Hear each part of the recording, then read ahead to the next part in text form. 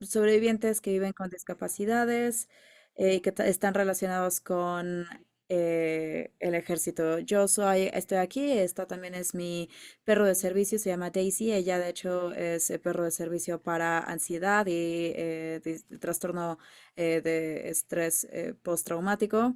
De hecho, yo también soy veterana y soy sobreviviente de violencia y también soy promotora.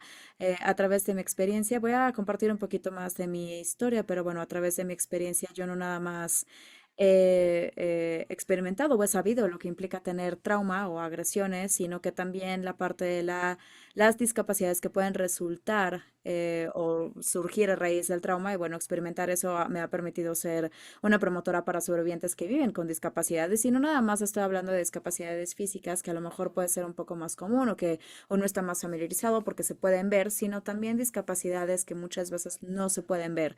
Muchas de ellas vienen del trauma, como por ejemplo discapacidades de salud mental, como por ejemplo estrés postraumático, ansiedad, depresión, etcétera, etcétera. Entonces, pues bueno, me gustaría saber quiénes son. Vi la parte del registro, pero bueno, aún así me encantaría saber quiénes son. Entonces, si pudieran poner en el chat si son veteranas o veteranos, o a lo mejor puede ser que sí sean veteranos, pero también a lo mejor son civiles del gobierno o están como miembros activos o son miembros de la familia de un veterano o de algún miembro activo. Ok, ahí está ahora sí el sondeo, ya lo acabamos de sacar, ahí pueden poner sus respuestas, muchas gracias. Las opciones son veterano, miembro activo, pariente o familiar de un veterano o de un miembro activo y civil. Ok, parece que tenemos un buen mix por acá,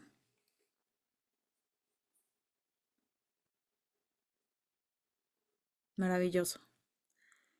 Ok, entonces voy a terminar con este sondeo. Me encanta que de hecho tenemos una buena mezcla, aquellas de las personas que están aquí en la audiencia. Y yo diría que, bueno, como lo mencioné también en la doctora Poe cuando estaba haciendo su presentación, no todas las experiencias son iguales, ¿no?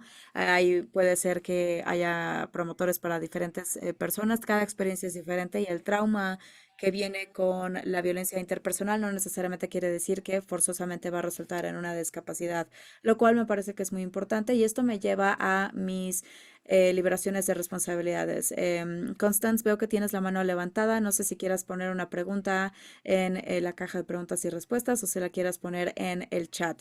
Mi primera liberación de responsabilidad es que, bueno, vamos a hablar de prevención de violencia interpersonal, violencia doméstica, agresión sexual, acoso sexual, pero también vamos a hablar de discapacidades que pueden resultar de estas experiencias, pero sí hay ciertas limitaciones. Entonces, cuando se trata de el progreso que el ejército, por ejemplo, se ha visto y la administración de veteranos también, sí hay progreso, definitivamente está, pero sí hay diferentes datos limitados con respecto a los diagnósticos o los tratamientos o la prevalencia de las discapacidades que se desarrollan a consecuencia de ser sobreviviente de violencia, es decir, víctima de agresión sexual, violencia doméstica, acecho, acoso sexual. Tenemos los datos que muestran los estimados, como la doctora Po habló, tenemos parte de eso que se muestra en los informes, en las denuncias, pero no hay tanta investigación en este punto para poder saber cuántos de esos resultados, cuántos de estos resultan en una discapacidad, y no nada más en una discapacidad, sino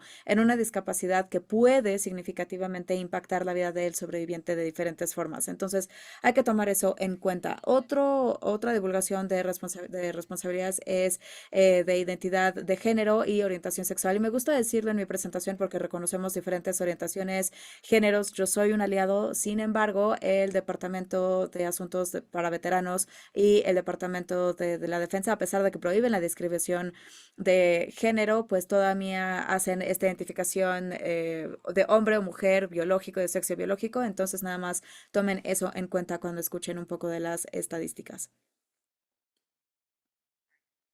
Muy bien, entonces ya hablé un poquito de qué es lo que vamos a estar revisando aquí el día de hoy. Y bueno, primero que nada vamos a ver cómo se define una discapacidad, qué es eso, las barreras que hay para la inclusión, la prevalencia en el entorno militar y las mejores prácticas, porque siempre me gusta darle a la gente algunos tips para que se lleven con ellos.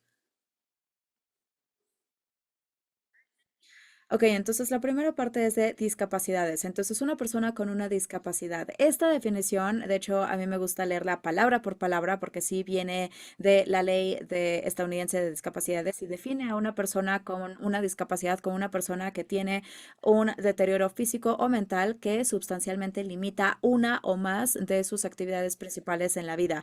Una persona que tiene un historial o un registro de tal deterioro o una persona que se percibe por otras personas que tiene un deterioro. Y me parece que esta última parte es clave ahí, porque de hecho muchas veces puede ser que uno vea a una persona que a lo mejor una cosa muy común, por ejemplo, es una condición de la piel o algo que el ojo humano puede ver y alguien puede pensar, ah, bueno, sí debe de ser bien difícil para esa persona o a lo mejor esto hace que la vida de esta persona sea bien difícil, ¿no? Tener un tipo de diagnóstico de enfermedad de la piel o este tipo de discapacidad o enfermedad o lo que sea, pero incluso si no impacta sustancialmente o significativamente una o más de las actividades en su vida, de todas maneras están bajo esta ley porque por otras personas se percibe que tienen este deterioro. Entonces, por eso se utilizan estas categorías de discapacidades que muchas veces son físicas, conductuales, emocionales, de desarrollo y también algunos desórdenes sensoriales.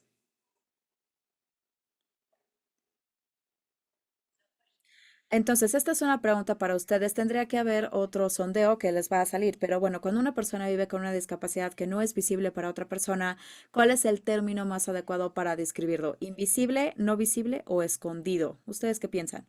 ¿Invisible, no visible o escondido?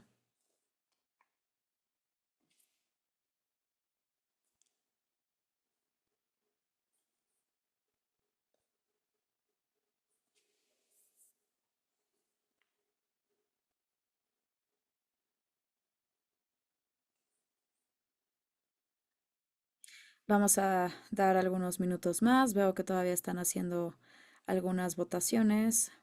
Ok, creo que hay algunas respuestas más. Siempre aquí doy un segundo extra porque de repente hago una pausa y nadie contesta y de repente hay 40 respuestas al mismo tiempo. Entonces, pues bueno, creo que a todo mundo le toma un ratito poder decidir. Ok, ahora voy a compartir los resultados. Ok, parece que la mayoría de ustedes contestó no visible, algunos invisible y algunos escondido. El término correcto es no visible y la razón por la que esto es importante es porque cuando eres una persona que trabaja con miembros del servicio o sus dependientes o veteranos, y hago mucha referencia a los veteranos, pero obviamente esto también va para los miembros activos, pero cuando se refiere a una persona que vive con una discapacidad, y no es algo que se puede ver por parte de las otras personas cuando se le refiere como invisible, cuando pensamos en invisible como amigo, invisible o como que no está verdaderamente ahí, es casi como si fuera esta mentalidad de que es ficcional, ¿no? Como que no está ahí verdaderamente, como que uno se lo está inventando, como que lo está exagerando. Entonces, invisible no es el término y el otro es escondido. Definitivamente queremos asegurarnos de que no utilicen escondido y eso es porque no es algo que necesariamente estamos tratando de esconder, simple y sencillamente es una discapacidad que pues puede ser que no esté uno consciente de que existe. Muchas veces a mí desafortunadamente me han preguntado qué tienes mal o qué pasa contigo o me dicen, no parece que haya nada mal contigo y lo que yo digo siempre es que tengo una discapacidad no visible. Daisy de hecho tiene un parche también en su chaleco que tiene un moñito y también dice lo mismo. Una disculpa, parece que estamos teniendo problemas de conexión. Ah, creo que me perdieron. Sí, perdimos a Kimberly un segundo. ¿Me pueden escuchar? ¿Ahora sí? Sí, ahora sí. Lo último que escuchamos era que tenía un moñito. Tiene un moñito, perdón, en su chaleco, Daisy, y en ese chaleco también dice, no todas las discapacidades son visibles. Entonces también es importante tomar en cuenta que las discapacidades que tal vez no necesariamente se ven o que uno no está consciente, pues pueden ser consideradas como discapacidades no visibles. Entonces, bueno, ¿cuáles son las discapacidades no visibles? Son discapacidades que, una vez más, no son aparentes, que pudieran ser enfermedades crónicas o incluso diagnósticos de funcionamiento cognitivo, pero sí afectan significativamente la vida diaria. El estigma que hay alrededor de estas discapacidades no visibles, por ejemplo, para los miembros del ejército, con veteranos, etcétera, muchas veces se asume que estas personas tienen discapacidades no visibles por sus experiencias en combate, pero no siempre es el caso, ¿saben? Y desafortunadamente, pues Hollywood y los medios como que de alguna manera ha tenido esta percepción o esta idea o ha esparcido este estereotipo de que los veteranos básicamente son, puede ser como que se parezca que no les pasa nada, pero en realidad están a punto de explotar, o a lo mejor como que son peligrosos, o a lo mejor puede ser que ataquen, o a lo mejor si escuchan mucho ruido les molesta, y pues no, no necesariamente. En primera, no todos los veteranos o los miembros del servicio, la gente en general son así, o están experimentando algo así, y en número dos, no todos los veteranos ni tampoco los miembros del ejército van a combate, pero también el número tres es que no todo el trastorno de estrés necesariamente es como resultado del combate. De hecho, puede ser también como de algunas otras experiencias como violencia interpersonal. ¿Cuáles son algunas de las causas? Puede que haya muchas, como por ejemplo el aislamiento, movimiento constante, separación geográfica, ¿no? Ha sido maravilloso también ver los diferentes comentarios y pensamientos y retroalimentación en el chat a lo largo de estos 3 días de presentación, porque lo he podido ver, que hay algunas de estas, algunos de ustedes que tienen pues muchas interacciones con el ejército y si ustedes saben que nos movemos y transferimos, hacemos esas transferencias cada cierto tiempo, hay que entender esa separación, ¿no? De, por ejemplo, si nos tenemos que mudar en verano para que los niños puedan estar allá en el otoño, por ejemplo, esto implica que a lo mejor te vas a separar de tu pareja 6 meses y muchas de estas cosas son compuestas. Hay muchos estresores, digamos, que son como un compuesto agregado por el hecho de estar en este entorno militar y por estar en estas posiciones. Otra son los estresores de reunificación, retos de identidad y también la violencia interpersonal, por supuesto. Entonces, bueno, ya hablé de tres diferentes cosas, pero bueno, aquí las voy a poner todas en conjunto en la diapositiva. Como pueden ver, uno son las personas que viven con discapacidades, número dos son sobrevivientes de violencia interpersonal y la tercera son los veteranos. Ahora, la razón por la que escogí enfocarme en veteranos, a diferencia de miembros activos, aunque puede ser que interactúen con ellos, es porque es muy probablemente, especialmente todos ustedes que tienen este rol de ayuda y de apoyo, ya sea que trabajen con el departamento militar del Departamento de Defensa o no, es muy probable que encuentren a una persona que estuvo que está en el ejército o que a lo mejor son veteranos. Y a lo mejor puede ser que no se sientan de esa manera o no se den cuenta. No siempre le tienen que preguntar a una persona si sirvió en el ejército. Puede ser parte de su formulario de ingreso, pero hay muchos veteranos, muchos miembros del servicio y no siempre lo divulgan. Entonces yo me quedo con esa parte de veteranos a lo largo de la presentación, pero también tomen en cuenta que todo esto también es relevante para los miembros activos. Entonces quiero ver en el chat qué es algo que ustedes consideran que estas tres poblaciones o personas que se pueden identificar como una persona, por ejemplo, que vive con discapacidades o una persona que se puede identificar como sobreviviente o una persona que se identifica como veterano, ¿qué es lo que ustedes consideran que tienen en común estos tres?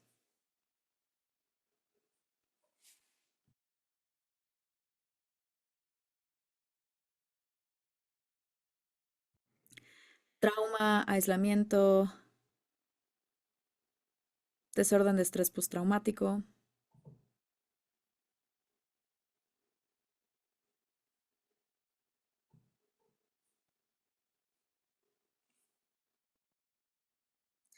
No sé qué sucede, parece como que cada vez que abro el chat como que me saca, no sé qué está pasando por ahí, una disculpa por eso. Pero bueno, ahora ya debería de poder ver mensajes positivas. Ok, sí, circunstancias desconocidas, eso nunca lo había escuchado, pero sí. Ok, sentirse solo, ansiedad, ser olvidado, dificultad para encontrar sistemas de apoyo, sí. Y también, Carlos dijo, una persona puede ser los tres. También vergüenza, que no hay apoyo. La doctora Eva dijo cuando Cuando manden sus mensajes, nada más por favor asegúrense de que dice que es para todos el mensaje, no nada más para los anfitriones y los panelistas. Sí. Ok, bueno, todas estas son cosas, todo lo que ustedes pusieron en el chat, efectivamente son ya sea situaciones o emociones o sentimientos que pues estas tres poblaciones tienen en común. Y justo como Carlos lo había mencionado, alguien puede ser los tres. Y una gran parte de eso es la inclusión. Entonces, ahí está. Hay muchas barreras y muchos retos para poder llegar a tener esa inclusión cuando estamos en cada una de estas categorías de la población y la vamos a ver una por una. La primera es para las personas que viven con discapacidades y hay que tomar en cuenta que también a mí siempre me gusta dar tips. Como ustedes vieron, yo no estoy hablando de discapacitados y bueno, otro término más culturalmente adecuado es personas o gente que vive con discapacidades, porque nosotros queremos ser identificados como persona antes que por las discapacidades. Y sí, se necesita práctica, pero pueden practicar para implementarlo. Entonces, la primera parte es programática. La persona que vive con discapacidades, una barrera que muchas veces tienen que superar a lo largo de su vida para poder participar en las actividades, es simplemente eso, el poder participar, porque puede ser que haya una situación programática o un reto, como por ejemplo, vamos a suponer que hay mesas que están configuradas de cierta forma para este evento y te dicen que llegues temprano para que tú puedas llegar a tu mesa porque tú eres una persona que vive con discapacidades, que usa una silla de ruedas y si no llegas temprano, entonces no vas a poder llegar a tu mesa. Digo, eso pudiera hacer que alguien ni siquiera quisiera participar debido a que no quieren tener que hacer un esfuerzo justo porque no se pueden a lo mejor separar las mesas un poco más. Entonces puede ser que haya algunas barreras programáticas para ser incluidos o para participar. Y también está la inclusión para obtener ayuda, ¿no? Que puede ser de actitud. Y de actitud, cuando me refiero a las barreras para la inclusión para la gente que vive con discapacidades, es que está muchas veces esta mentalidad de, ay, bueno, pues es que hay muchos recursos que están allá afuera o a lo mejor tal vez no te podemos ayudar o es que no estamos muy familiarizados con la ansiedad o a lo mejor sí ayudamos con trastorno de estrés postraumático, pero no con ansiedad, entonces no entendemos esa discapacidad, o a lo mejor necesitas un poco más de ayuda para un programa diferente, y hay como esta actitud como de, pues es que no estoy seguro de que te podamos ayudar. Y si te podemos ayudar o si verdaderamente te estamos ayudando y si siquiera verdaderamente necesitan ayuda. Desafortunadamente esa es una actitud que yo me he enfrentado en donde me dicen, bueno, seguramente no es tan mal, tienes un perro, entonces seguramente vas a estar bien. El siguiente es la parte social. Y yo vivo en un pueblo muy chiquito en Texas y de hecho a mí me conocen porque me aseguro que pues muchas veces las actividades yo me aseguro de que sean inclusivas para todos y yo siempre soy muy clara en, ok, vamos a asegurarnos de que pues todo el mundo pueda participar y ok, está bien, va a haber este evento o va a haber esta actividad comunitaria o a lo mejor recaudación de fondos, pero te tienes que asegurar de que toda la gente pueda estar ahí presente, ¿no? Por ejemplo, si tienes, vamos a suponer, si a lo mejor hay un entorno en donde hace muchísimo calor, por ejemplo, y no hay ninguna sombra y estás viviendo en la parte de Texas, digo, alguien a lo mejor puede ser que no pueda tener esa interacción social con otras personas porque a lo mejor necesita que haya sombra. Y también está esta parte de comunicación social de preguntar, bueno, ¿qué es lo que necesitas? Entonces yo siempre recomiendo que si estás haciendo tu propia presentación o estás comunicándote con una persona a la que sirvas, siempre es bueno preguntar si hay algún tipo de acomodos que se necesiten hacer o que tengamos que brindar y eso ayuda con esa comunicación de aceptación social de la persona que vive con discapacidades. Físico. Esto es lo que la mayoría de la gente reconoce cuando se trata de las personas que viven con discapacidades. Es que no pueden llegar ahí porque tienen silla de ruedas o tienen un perro y a lo mejor no pueden entrar a un restaurante o a lo mejor, digo, no sé, hay tantas cosas que una vez más es regresar a la parte visual. Podemos ver lo que es visual. Cuando yo hablo, por ejemplo, de cumplimiento y accesibilidad de la ADA, automáticamente la gente piensa en qué hay mal con el edificio o qué es lo que se tiene que arreglar o qué es lo que en el edificio no funciona. ¿Funcionan los elevadores? No nada más es esa. Estas son otras barreras de las que estamos hablando. Sí, las barreras físicas son parte de eso.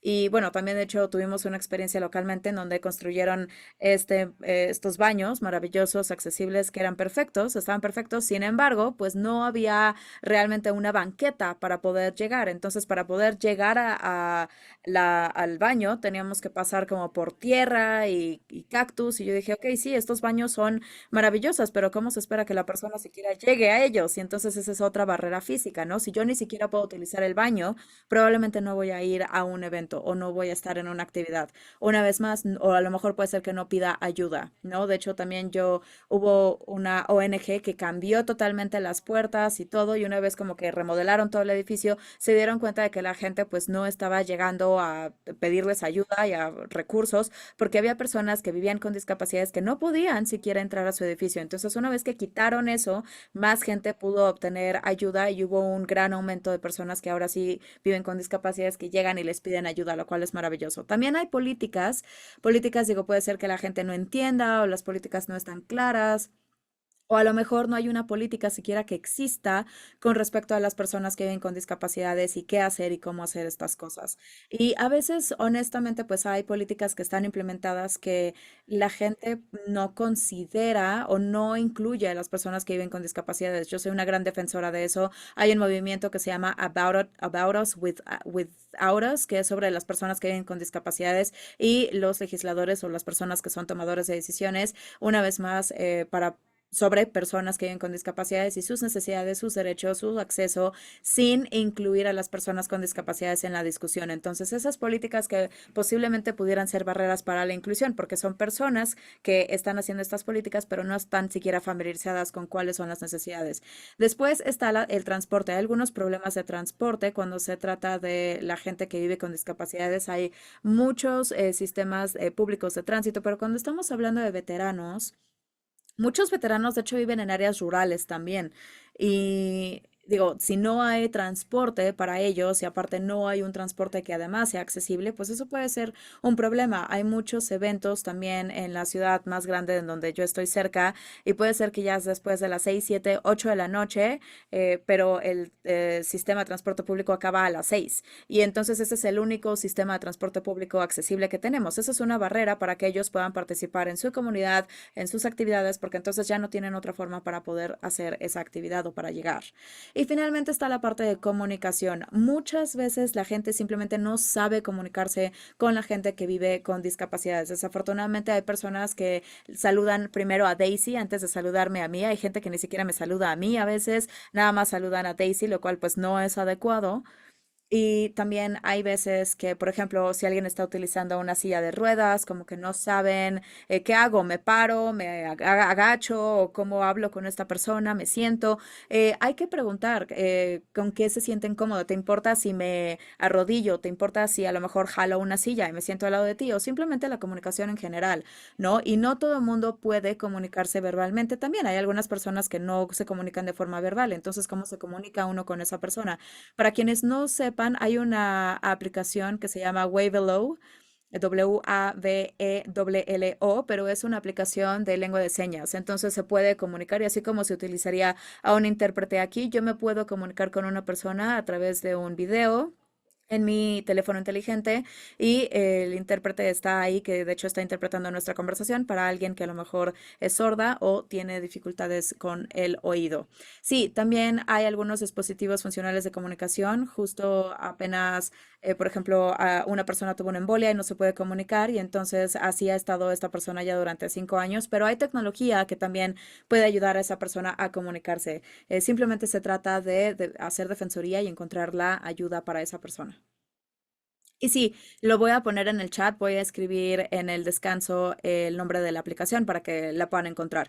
¿Cuáles son algunas tendencias de las personas con discapacidades relacionadas al ejército? Hay una diferencia entre discapacidades relacionadas o no relacionadas al ejército. Uno puede estar en el ejército durante 10 años, ¿no? Y a lo mejor sí tienen alguna revisión, por ejemplo, del VEA o de la Administración de Veteranos, pero hay algunas discapacidades que sucedieron mientras estabas en servicio porque estaban en servicio. Por ejemplo, yo pasé por una nube de radiación en Japón durante el tsunami. Bueno, pues esa sería una discapacidad conectada con el servicio. Y, por ejemplo, cuando yo pensé que yo podría surfear o a lo mejor que no podía surfar en Hawái, ahí pues probablemente eso no está conectado justo porque no sucedió en el ejército, ¿no? Entonces aquí hay esta diferencia que existe entre estas diferentes definiciones de discapacidad, pero también es importante igualmente reconocer cuáles son los diferentes palabras, ¿no? 30% de los veteranos reportan que tienen este tipo de discapacidad y también muchos de ellas son lesiones cerebrales o también pueden ser físicas o estrés postraumático igualmente. Aquí en esta tabla se puede ver, a ver, aquí está. Creo que aquí pueden ver en esta tabla cómo va aumentando, ¿no? De 1990 hasta 2018 va aumentando y aquí lo que pueden ver con esta línea roja, lo que les dice esta línea roja es que este es el servicio conectado, el número, perdón, de discapacidades que están conectadas y esta línea azul es el número de veteranos que tenemos. Entonces, el número de veteranos que tenemos está disminuyendo, pero cada vez más y más se está reportando que tienen personas discapacidades conectadas con su servicio, relacionadas con su servicio. Entonces, hay que recordar que sobre todo en su línea de trabajo van a enfrentarse con una persona que es miembro activo o es veterano. Y por eso es que esta capacitación es tan importante para poder entender cómo comunicarse y cómo involucrarlos para poder ayudarlos de la mejor forma. Muy bien, entonces hablamos de la persona que vive con discapacidades y las barreras que tienen para la inclusión. Ahora, vamos a hablar de los veteranos y las barreras que tienen para la inclusión. Primero es ajustarse a una nueva comunidad. Muchas personas, y por supuesto que hablamos de violencia interpersonal, seguramente ustedes están familiarizados, han sido capacitados o también han tenido pláticas sobre suicidio. Igualmente, nosotros sabemos que hay una tasa alta de suicidio. Muchas personas no necesariamente siempre lo entienden, pero el suicidio es un gran factor y con eso es la parte de identidad, el poder adaptarse y transicionar a la vida civil. ¿Por qué? Porque te estás ajustando a una nueva comunidad y cómo se siente eso, cómo es eso. Esa es una barrera para poder sentirte incluido o incluida y casi siempre, sobre todo teniendo un perro de servicio, siempre me preguntan, ¿estuviste en el ejército? Y no es algo que no me sienta orgullosa, pero pues solamente quiero ser Kim. Entonces, ¿cómo puedo ser esa persona que está ahí en un pueblo pequeño, ¿no? Después, la siguiente parte es el transporte. Hay personas que están regresando a Estados Unidos de todas partes del mundo y que fueron miembros activos o veteranos y no tienen transporte. Entonces puede ser que hayan vendido su auto porque estaban en Alemania y a lo mejor ahí no necesitaban un auto o en Japón o donde sea. Entonces, esta es otra barrera, pero hay que tomar en cuenta que si tú eres un veterano y ahora eres un veterano que vive con discapacidades, pues no sé si sepas, pero para poder tener un vehículo personal y que efectivamente esté diseñado para ayudarte con tu dispositivo de movilidad, pues puede ser 40, 50, 60, 70, hasta $80,000. Yo conozco a un veterano que quería manejar su camioneta y su familia tal cual hizo recaudación de fondos, grandes ventas para poder llegar a tener este brazo mecánico y que entonces pudiera meter su silla de ruedas y entonces poder manejar otra vez. Entonces es muy caro y los veteranos no quieren pedir ayuda, que también esa es una mentalidad como muy común. Entonces puede ser que también tengan este tipo de barreras de transporte. Después está la transición a la vida civil. ¿Cómo eso es diferente de ajustarse a una nueva comunidad? Bueno, ajustarse a una nueva comunidad es encajar, mientras transicionar a la vida civil implica decir, ok, ahora yo soy mi propio jefe, ahora ya nadie me está diciendo qué es lo que yo tengo que hacer todo el tiempo, ya no tengo una agenda, un horario, ya no tengo que ir a entrenar hoy. Está esta transición de, bueno, ¿qué se supone que tengo que hacer con mi día todos los días? ¿No? Es un poco como si, y suena tonto, ¿no? Pero es como, bueno, ¿qué tendré que ponerme todos los días? ¿No? Digo, ya no tengo que ponerme el uniforme, entonces, ¿qué es lo que me tengo que poner para ir a trabajar todos los días? Y entonces tener esa transición, pues los veteranos puede ser que den un paso hacia atrás y digan, no, ¿sabes qué? No quiero involucrarme o no quiero ser incluido, no quiero ir a buscar ayuda, no quiero experimentar esto. Sí, Raymond dice es dejar una comunidad y tratar de encajar en una nueva vida. Sí, efectivamente, yo he visto veteranos que se han reunido con veteranos con los que fueron al combate y se sorprenden y hacen como esta especie como de retiro de campamento y no sabían que se iban a reunir y emocionalmente es tan abrumador, es muchísimo y hacen muchísimo sanación en esos 5 o 6 días, muchas veces más de lo que pueden hacer en 3 años de terapia. Y es increíble, y es por la comunidad que tienes. Entonces, cuando tú dejas eso, pues por supuesto que es bien difícil. Después es esta actitud única, ¿no? Esta mentalidad de que los veteranos están a punto de explotar o no sé, digo, hemos pasado por muchísimas cosas y todos fuimos desplegados y a todos disparamos a alguien o a nosotros nos dispararon o a lo mejor nos estuvimos mudando muchísimo. Hay muchas actitudes únicas que muchas personas tienen hacia los veteranos y la verdad es que sí puede llegar a ser un problema. Y después también está el enfoque en la salud mental y bueno, por eso están aquí, es para poder asegurarse que la gente entienda, las agencias civiles también puedan entender cómo es que básicamente funcionan nuestros cerebros. Y hay que recordar, nuestros cerebros ni siquiera se terminan de desarrollar hasta que tenemos 26, 27 años. Hay gente que se une al ejército a los 17 años y puede ser que los desplieguen 5 o 6 veces a Irak o Afganistán o cualquier otro lugar durante ese tiempo. Entonces, esa nada más es una parte chiquita, pero después aparte estás viendo, ok, cómo es que se maneja la salud mental en el ejército, cómo es que se habla de esto. Ahora ya tienes una persona que llega a la vida civil o que llega con ustedes a su agencia, por ejemplo, y están tratando de tener esta salud mental, el enfoque de salud mental, pero a lo mejor ustedes no entienden el entorno. Por eso es importante que tengan esta capacitación y que puedan entenderlo para servirles mejor. Ok, entonces esta es la perspectiva de por qué esto es importante. Si vemos esta tabla por acá, pueden ver que, por ejemplo, los veteranos que tienen un 70% o más alto, el porcentaje, que bueno, estos son cálculos del gobierno, ¿no? No vamos a ver en cómo lo pueden, cómo se hacen estos cálculos, pero bueno, básicamente pueden ser 100% en 6 diferentes discapacidades y aún así pueden ser 40 de acuerdo a la administración de veteranos. Pero bueno, de cualquier manera, si un veterano tiene 70% o más en su tasa o en su calificación de discapacidad, aquí dice que básicamente la tasa de empleo para esa persona es del 25%, mientras que una persona que no tiene ningún tipo de conexión, su tasa de empleo es 72%. Entonces ahora estamos hablando de todas estas diferentes barreras de inclusión como veterano y ahora una persona que es veterano que vive con discapacidades que incluso aumenta todavía más las barreras y los retos que tienen para poder tener una vida de calidad, que probablemente es por lo que van con ustedes. Si ustedes son una agencia que ayudan con la renta, con los servicios o con las personas sin hogar, puede ser que esta sea la razón por la que vienen con ustedes, porque no pueden encontrar una vivienda estable o un empleo.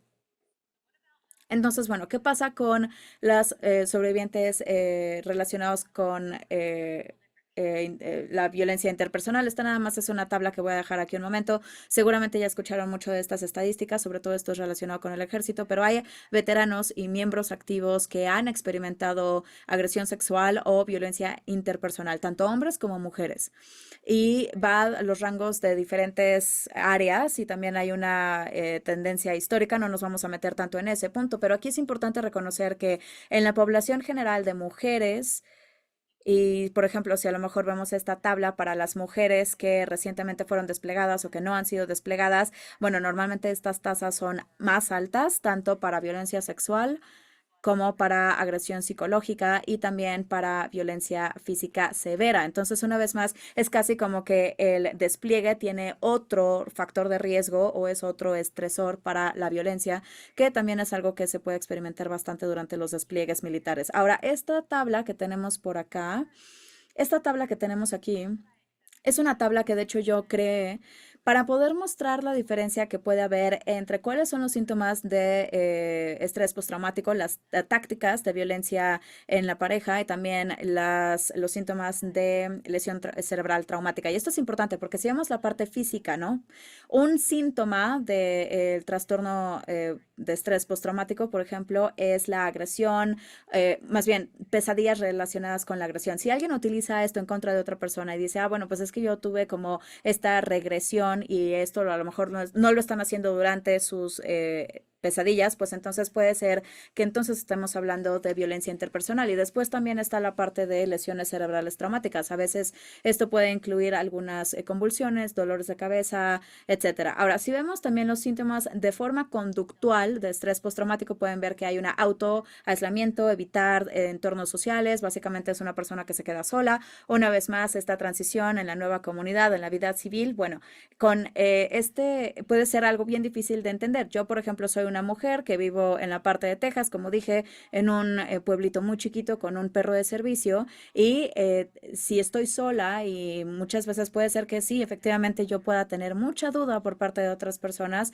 y si piensan que efectivamente mi perro realmente es de servicio, si es real. Entonces eso también ha llevado a que yo me aísle, me autoaísle justo debido a estas experiencias. Una táctica, por ejemplo, también para violencia por parte de la pareja puede ser la misma y algunos de los síntomas de lesión cerebral traumática son algunas alteraciones de sueño, agresión, agitación, etcétera. Pero bueno, esta tabla básicamente es para mostrar que hay una diferencia entre los síntomas de estrés postraumático, las tácticas de violencia interpersonal y la lesión cerebral traumática. Pero una vez más, me parece que Hollywood y la sociedad en general, efectivamente, de alguna manera como que cruza un poco la línea o como que hay muchas áreas grises en donde dice, ah, bueno, pues este veterano entonces abusó a esta persona porque tienen estrés postraumático. Eso la verdad es que es una declaración bastante fuerte que se tendría que desglosar muchísimo. Y cuando pensamos en violencia entre parejas y síntomas de TEP, son cosas que deberíamos tener en mente porque vamos a estar hablando de esto en nuestra sesión, este tipo de violencia. Entonces, la primera barrera de inclusión de estos supervivientes sería un mito. ¿Qué sería un mito? Por favor, colóquenlo en el chat. Es un mito que oyen, un cuento, algo que te hace pensar, ay, qué cosa, y no es verdadero. Algún tipo de mito sobre los supervivientes de la violencia sexual. Es gente que se lo está inventando, es su culpa, podrían haber salido de la situación, lo están inventando, están fingiendo. Si querían salirse de la situación, ya lo hubieran hecho. Ay, quizás ya no era una cuestión tan seria. Que se fortalezcan un poco. Em, entonces, estos son exactamente algunas de las cuestiones que vemos con em, este tipo de situaciones para los supervivientes de la violencia de pareja íntima. Y la verdad es que no son mitos. Realmente es difícil para muchos supervivientes presentarse y denunciar y pedir ayuda y asistencia. Pero ahora, cuando entran en una sociedad donde hay una serie de mitos y ellos sienten que nadie les va a escuchar ni mucho menos creer, eh, pues imagínese lo difícil que debe ser para esta persona entrar en la situación y hacer su trabajo, bueno, y hacer su denuncia. Bueno, también se puede minimizar la cuestión del superviviente y la sociedad, los familiares, todas las personas comienzan a minimizar la situación y las personas dicen, bueno, podría haber sido mucho menos. Y así están descartando sus sentimientos y diciendo que no tienen valor. Y luego hay priorizar, o sea, las prioridades de la sociedad no siempre están allí para ayudar a las violencias, a los supervivientes de violencia de pareja íntima. Y así hace que lo que nosotros hacemos es que tenemos que priorizar a las víctimas y a los supervivientes. Es muy difícil para los supervivientes ir al tribunal y denunciar a la persona que les ha agredido. Entonces, ayudar a los supervivientes no siempre es una prioridad, así que los supervivientes se sienten cada vez más aislados, que no son importantes, son menospreciados y eso crea una experiencia bastante negativa para estas personas. Y luego, claro, le podemos achacar la situación a la víctima. Y bueno, aquí tenemos un día cotidiano. Aquí me ves con mi perro, Daisy. Tienes este perro de servicio y está allí ayudándome. Estamos allí con las manos dados Y este era un día muy traumático para mí porque era la primera vez que yo era veterana, la primera vez que yo era veterana y Daisy se enteró de eso. Había un coche delante de nosotros donde se estaban yendo los soldados con los que yo trabajaba y realmente ver esa situación donde ellos se estaban alejando y yo estaba allí sentada, pues era mucho, muy abrumador. Entonces, lo que quería decirles es que cuando tenemos una persona que es veterana y que tiene discapacidades, y tenemos un superviviente.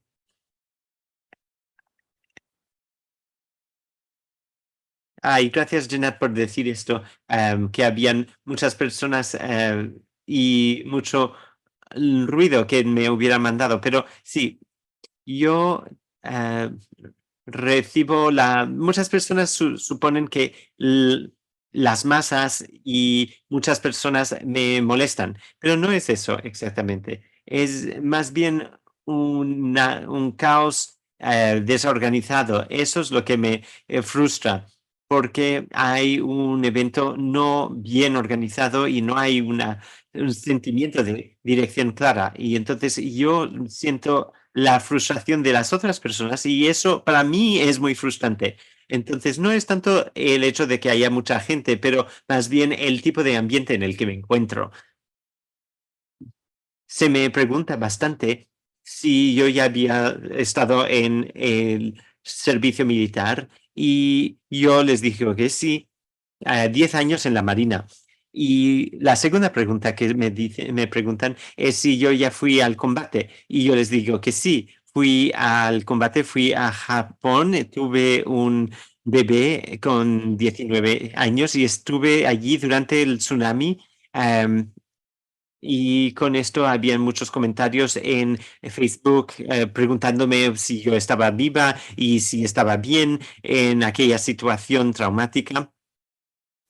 Pero muchas personas decían que esto no era una experiencia de combate, era más bien de recuperación y rescate. Pero las otras dos misiones eran de combate. Una fue al Golfo Pérsico y el último era de 10 meses. Y yo les digo a las personas que he estado en combate. Y claro que no es tan cansativo como otros, pero yo les digo que la razón por la que yo tengo a Daisy no es porque yo tuve experiencias malas en aquel momento, pero muchas personas piensan ya por ser mujer que no me permitieron ir al combate, pero la verdad es que sí, sí que se me permite ir a combate y luego Daisy está presente porque muchas personas van al combate. Y la otra pregunta que se me plantea bastante, y yo no tendría que responder a todas esas preguntas, pero yo las respondo porque pienso que nadie más tendría estas respuestas. Las personas dicen, pero parece que tienes algún tipo de ayuda y ¿por qué necesitas un perro de servicio? Bueno, yo tengo tres hijos, dos de ellos son adoptivos, luego tengo un máster, una maestría en trabajo social y durante mucho tiempo era madre soltera, ahora estoy casada y muchas personas me dicen, pero ¿cómo puedes adoptar un niño si necesitas un perro de servicio? ¿Y por qué haces un trabajo si tienes este tipo de problema? Y la gente me dice, bueno, yo creo que, bueno, y lo que yo les digo es que yo creo que la gente no entiende y tienen una mentalidad de que no sabe lo que es ser una mujer veterana y una persona que tiene un perro de servicio. Y con esto yo creo que las experiencias de todas las personas son diferentes, pero la otra cosa es que muchas personas no ven algunas cuestiones. Yo hice declaraciones en el consejo de mi ciudad, por ejemplo, y habían varias personas que me apoyaban dentro del público y los consejeros están allí en la planta superior y te están mirando de arriba hacia abajo y cuando hay estos tomadores de decisiones que están un poco más hacia arriba de usted y te están mirando hacia abajo y estás allí defendiendo algunas soluciones a los problemas que yo tengo, pues Daisy estaba allí detrás y habían otras amigas también allí cerca que estaban con ella. Y mis amigas dijeron que Daisy realmente estaba mirando a todas las personas en los cargos, digamos, los consejeros, para medio que defenderme. Y mis amigas nunca habían visto a Daisy tomar este tipo de actitud. Eh, Daisy no es el tipo de perro que va a buscarme los medicamentos, por ejemplo, pero es un perro que sí que me ayuda y cuando tienes un perro de servicio y las personas saben que tienes una discapacidad y tú explicas que tú habías sido veterana o que eres veterana del combate y la gente entiende que ese es el único motivo por el que tú tienes el TEPT, pues la gente muchas veces ya te descartan, te cierran la puerta y te dicen, pero ¿por qué tendrás este perro? ¿Es porque tienes depresión por ser una persona em, que había ido al combate? Bueno, yo les digo que no es nada de eso, es que no importa. Muchas veces las personas me dicen, ¿por qué tienes que responderles a estas personas? Pues sí, no sé, no. am, las personas siempre me preguntan, ¿pero por qué tienes el perro? ¿Cómo te ayuda? Yo le digo, no, me ayuda porque nosotros vamos de aquí o allí para diferentes situaciones y la gente me mira como si fuera loca. Pero ¿cuáles son algunas de las buenas prácticas que podríamos tener en cuenta? Y hay que divertirse un poco, porque yo tengo bastantes historias bien interesantes donde las personas se quedan atónitas con estas respuestas. Pero bueno, buenas prácticas. Primero de todo, cuando tenemos una persona con discapacidades, hay que utilizar un lenguaje de primera persona. Entonces, cuando se ven aquellos carteles azules que designan una persona con discapacidad, yo creo que están mal construidos o diseñados porque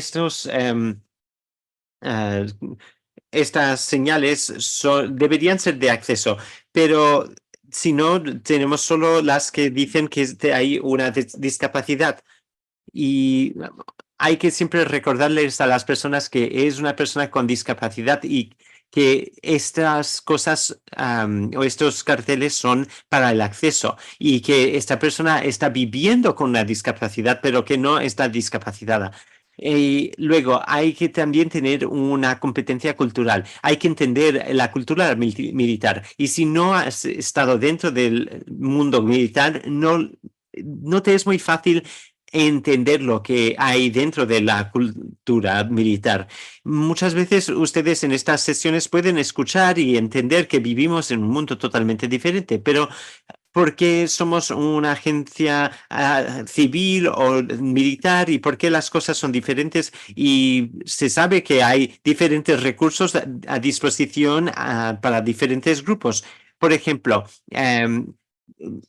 hay que preguntarse, pero ¿cómo se caracterizan a las personas que son veteranas comparado con las personas civiles y también los soldados? Pues mira, muchas veces hay, por ejemplo, un póster que demuestra una persona que apoya al veterano, pero miras la cara del veterano, es una persona que está totalmente mal representada y están siendo representadas como personas muy vulnerables o frágiles y eso realmente crea un tipo de mentalidad y un estereotipo de cómo son los veteranos.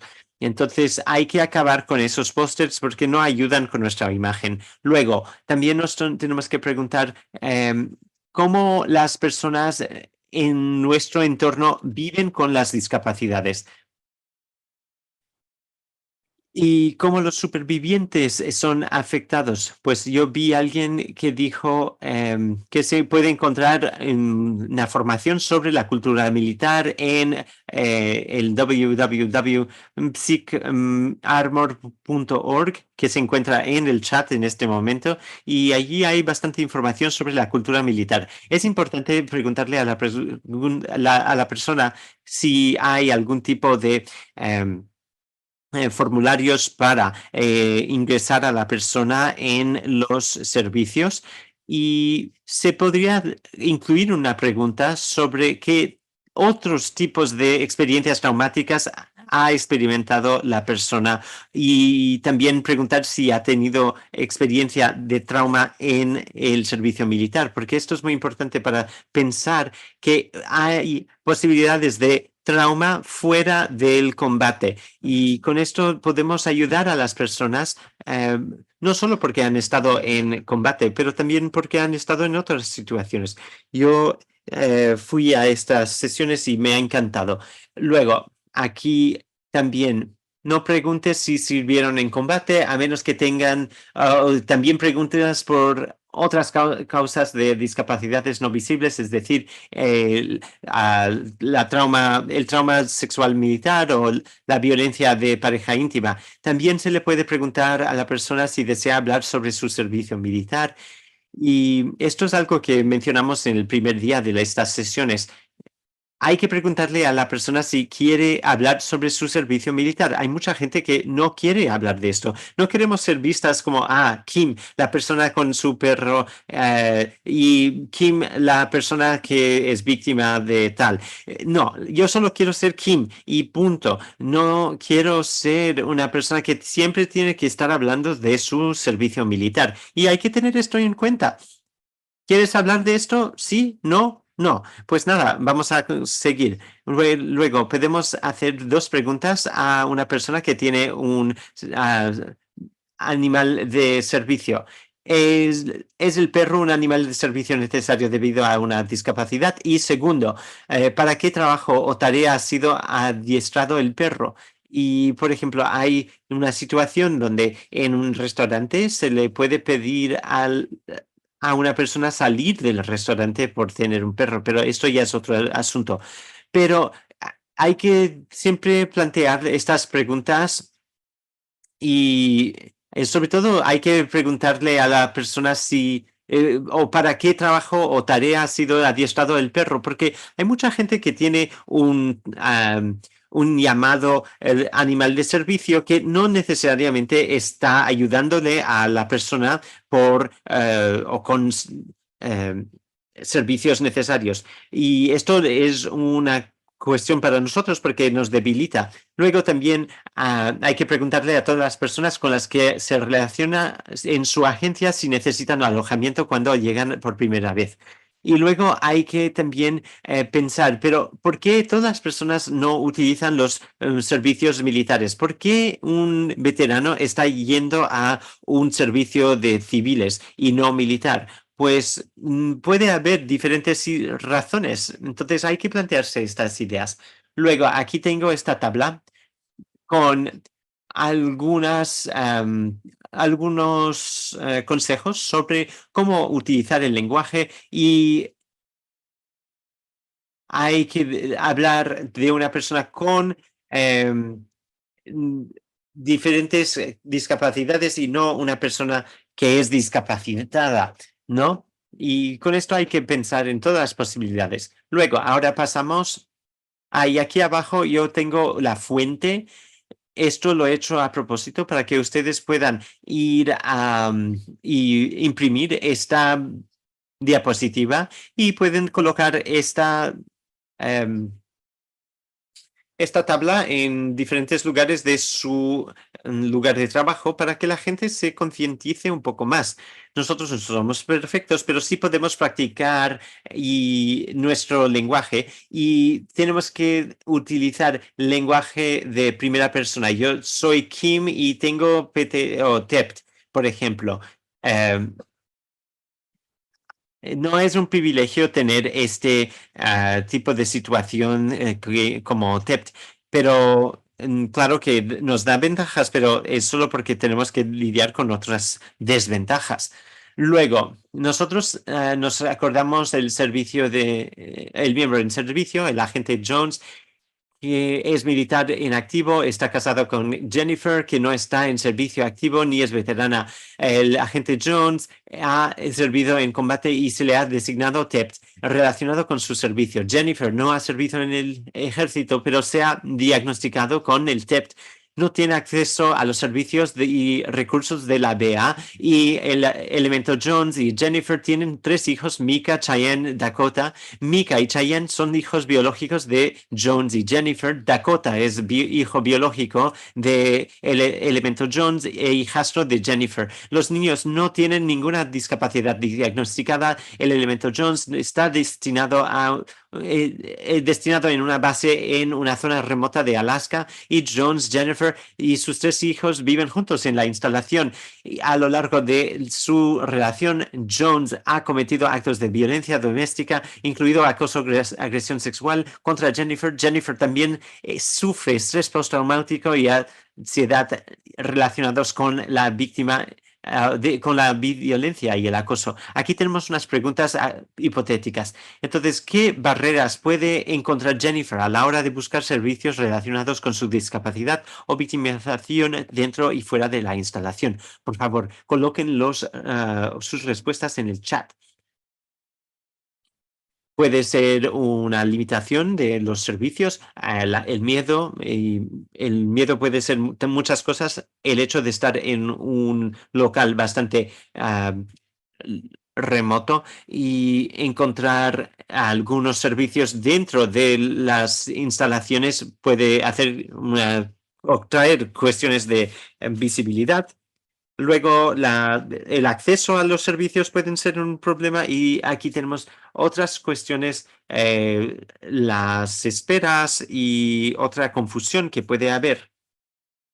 Y sí, todo esto es una cosa que sí se encuentra en las instalaciones, tanto dentro como fuera. ¿Y por qué? Muchas veces las personas dicen, pero ¿por qué no vas a la base para buscar la ayuda? Pero esto muchas veces puede ser un gran desafío para la persona. Y luego, ¿qué barreras relacionadas con la discapacidad puede encontrar Jennifer en otros ámbitos de su vida? Puede ser una humillación, hay una falta de servicios en esa región, un estigma.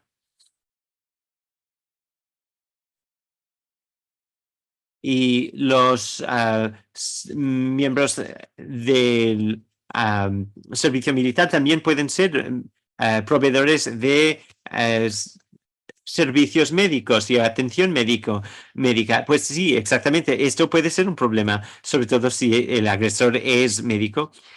Y pregunta número 2, ¿qué tipos de asociaciones o coordinación entre los diferentes proveedores de servicios del entorno militar y o civil podrían ayudar a Jennifer a obtener servicios y prestaciones relacionadas con sus discapacidades? Entonces la pregunta es, ¿qué puedes hacer tú en esta situación para mejorar la situación? Se puede crear unos MOUs o llamar al VLC. También puede ser un intercesor. Yo creo que ustedes podrían considerar, y sé que ustedes tienen sus reuniones trimestrales y mensuales, pues lo que les digo es que deberían sentarse y reunirse y preguntar, bueno, ¿y si tenemos un miembro del servicio militar que es un perpetrador? Y tiene hijos que son dependientes. ¿Qué podemos ofrecer a estas personas? entonces hay que preguntar o plantearse estas preguntas como proveedores de servicios civiles y militares y ver qué tipo de cosas se puede ofrecer a estas personas que son víctimas. Porque van a ver diferentes situaciones. Por ejemplo, hay muchos empleadores que son fantásticos para emplear a los veteranos, pero también hay empleadores allí que son muy eficaces en su trabajo para emplear a las personas con discapacidades. Sí, también tenemos una serie de recursos para nuestros miembros de ROTC, también veteranos. Yo también a veces les digo a las personas diferentes maneras de conectar con el uno y con el otro. Existen diferentes grupos que pueden reunirse. En la universidad donde yo vivo, tienen una oficina de discapacidades muy hábil y realmente son líderes en esta región para este tipo de servicio. Debbie dice que es importante plantear la pregunta, ¿qué es lo más importante para ti en este momento? Y asegurarse que la persona se sienta cómoda. Y también preguntarte a sí mismo lo que nos parece cómodo o con lo que estamos a gusto. Entonces, yo creo que esto es muy importante cuando pensamos en situaciones de personas con discapacidades. ¿Qué podemos hacer para trabajar juntos? ¿Qué podemos hacer para sentirnos mejor?